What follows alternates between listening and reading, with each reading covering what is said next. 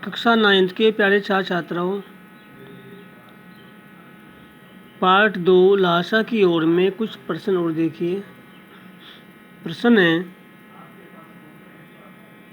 क्षितिज में लेखक ने शेखर विहार में सुमति को उनके यजमानों के पास जाने से रोका,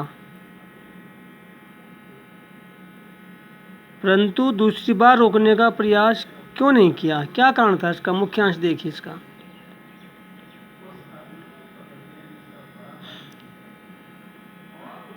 पहली बार उन्होंने सुमति को इसलिए रोका क्योंकि वह अकेला रह जाता, लेकिन दूसरी बार उन्होंने रोकने का प्रयास इसलिए नहीं किया क्योंकि जिस मंदिर में वह बैठा था वहाँ बुद्ध वचन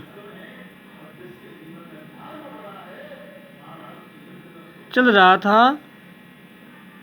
वहाँ पर हस्त लिखित यानी हाथ से लिखी हुई 103 पोथियाँ भी थी।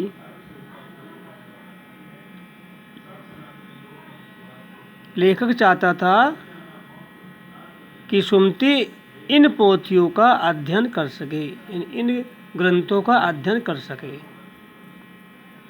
इसलिए उसने उसको नहीं रोका। प्रश्न अगला देखिए। यात्रा के दौरान लेखक को किन कठिनाइयों का सामना करना पड़ा? अनेक कठिनाइयों का सामना करना पड़ा, क्योंकि उस समय यात्री तिब्बत नहीं जा सकते थे। लेखक भिखारी बनकर वहाँ पर गए, कठिन चढ़ाई चढ़नी पड़ी। गलत रास्ते पर जाने के कारण वह अपने साथियों से बिछड़ गया। खाने पीने की भी ठीक व्यवस्था नहीं बन पाई। जो भी लेखक को मिला वही उसने खाया। इस तरह से उसने रास्ते में अनेक कठिनाइयों का सामना करना पड़ा। इसके बाद देखिए अगला प्रश्न।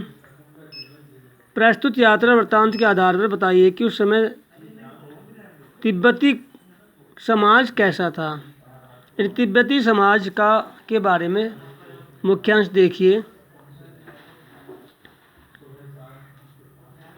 अंधविश्वासों का वह शिकार था, यानी तिब्बती समाज में अंधविश्वास भरे हुए थे।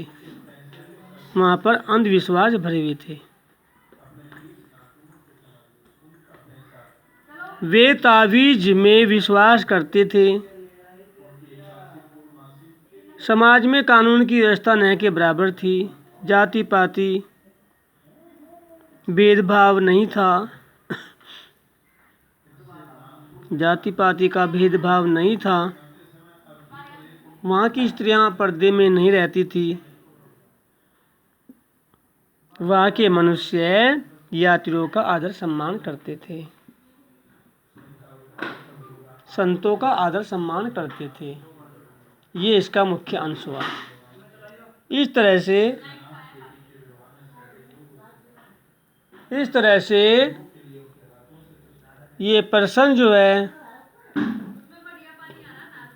कॉपी में लिखने हैं और याद करने हैं।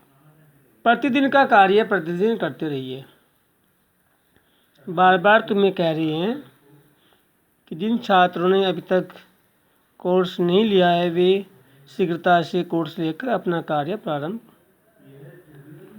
करो, जिससे तुम्हारा कार्य न छूटे।